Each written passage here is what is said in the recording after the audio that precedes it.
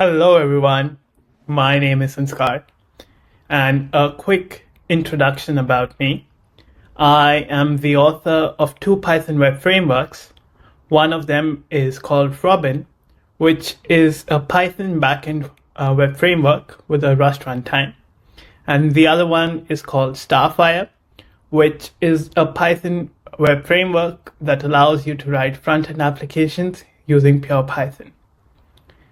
And also, this is my first ever YouTube video, so be nice. And in today's video, we will be talking about how we can extend Python with the power of Rust. But before we learn how, I would like to explain why do we need that. Python as a language is famous for its simplicity, the dynamic nature, and the legibility of the language, whereas Rust as a language is famous for its performance and safety, especially in the concurrent world. So today we will learn how we can merge both of these languages and bring the best of both worlds together. But before we start, as a prerequisite, we need to have Rust and Python installed on our system. So you can see I have Rust version 1.71 installed, and Python, I have a lot of Python installed, but the latest one that's running right now is Python 3.8. So let's get started. So we create an example project, and in today's demonstration, we will be talking about how we can implement Fibonacci series in Rust and how we can consume it from the Python side of things. So let us call our folder Rust Fibonacci. And like any other project, first thing that we need to do is create a virtual environment. So we do it like this. Now, once we have activated this virtual environment, we would need to install something called Maturin. So what Maturin basically is this build system that allows you to publish Rust-based code for Python. So basically allows you to have Rust bindings for Python. And the kind of bindings that we'll be using today are called PyO3. So we will be consuming these bindings. I really like PyO3. The PyO3 provides you Rust bindings for Python. There may be other options, but PyO3 is the most famous one, and it is the one that I have used a lot, and I highly recommend it. So once we have Maturin installed, the first step that we need to do to start a project is Maturin init. And then we need to choose PyO3 as an option. Once we have that, we will now inspect what we have in our file system. So we have a file called cargo.toml. So cargo is the dependency management system of Rust. Imagine it like being the NPM of the Rust world. So, and then we have another file called pyproject.toml. So the pyproject.toml is used for the PyPI side of things, whereas cargo.toml is used for the Rust dependency management. So if we have a look at cargo.toml, you will see the name, the version of the package, and the Rust edition. Then we have the library name, the crate type, and the dependencies. You can see that it is including PyO3 as a dependency for Rust. And we can also see that we have the latest version as 0.20 and 0.19 is being used. It doesn't really matter in this video, but I would recommend you using the latest versions for your projects. And when we have a look at the pyproject.toml, you'll see the build system is set to Maturin, which we started the project with. Then the name of the project is Rust Fibonacci. And finally, it also tells you we require a Python version greater than 3.8. And then we have some metadata for PyPI. And that's pretty much it.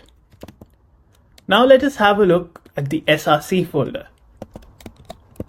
You can see that we have two functions here. One of them is called Rust Fibonacci. This function is basically the name of the library. So we have a trait called PyModule, which basically allows us to create this module namespace. And below this, we are adding a function using the module m, which is a parameter for this Rust Fibonacci function. So this is the type PyModule. PyModule is basically a Python module object that PyO3 exposes to us. We can add functions in this, so it is basically a namespace where we can add functions. Now, the function that we are adding here is called sum_strings. So this function basically takes two parameters, a and b. Both of them are of type usize, and it also has a trait that it derives from. It is the py function trait. So this is a procedural macro, and it is used to expose Rust functions to Python. And finally, we have a wrap py function macro that we need. And the purpose for this is to wrap a Rust function, which is annotated with this py function macro. And then we can add these three functions to the Python module.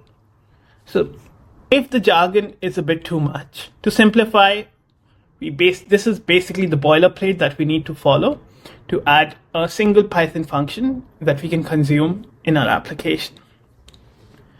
So before we start, I like to set up my repository here. So the command that we need to follow here is something called Maturin develop.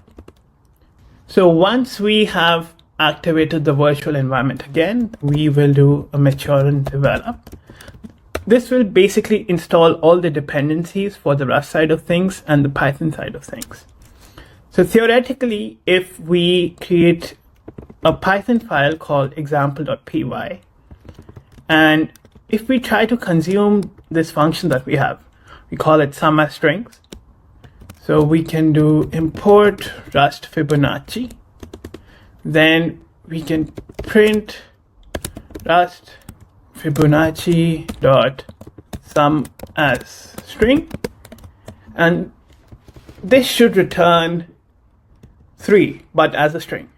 So we can try running this here. We activate the virtual environment again, and when we try to run the example.py, we see that we get 3 as our output. Pretty cool. But what we need to do now is change the name of this function, because the idea for today is for us to implement the Fibonacci series. So we call it Fibonacci, and here we take only one input because we need to return the nth number of the Fibonacci series.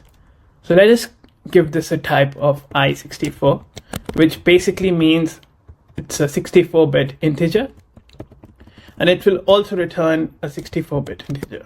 So what Fibonacci series basically says that if the n is less than 1, the answer will be equals to n. Otherwise, the nth number is the sum of the previous two numbers. So for example, if we have n equals to 1, then we will only return 1. But if we have n equals to 2, we will also return 1. And if we have n equals to 3, it will be the sum of previous two numbers, which will be 2, 1 plus 1. So the answer will be 2. Pretty simple, right? And then here we use the wrap py function procedural macro, and we replace the name with Fibonacci. And hopefully this function should be exposed now to our Python side, and we can consume from it directly. So now let us go to this Python file that we have, and instead of sum of string, we call it Fibonacci, and here we pass in the number 3. So ideally, if everything works in a happy world, we should be getting the answer as 2. Let us see if it works. So before we consume from it, we need to do a Maturin develop. This will recompile the Rust binaries and reinstall the dependencies. And finally, if we do Python 3 example.py, we get 2. So this was pretty much it. This was a quick intro on how you can consume. Approach is being used a lot in open source projects these days. One of them is Robin. There are plenty more. I will be linking those projects in the description below. And do let me know if you liked this sort of demonstration, if you'd like a more sophisticated version where we explore more advanced topics here. And that is pretty much it for me. Thank you, everyone. See you in the next one. Bye-bye.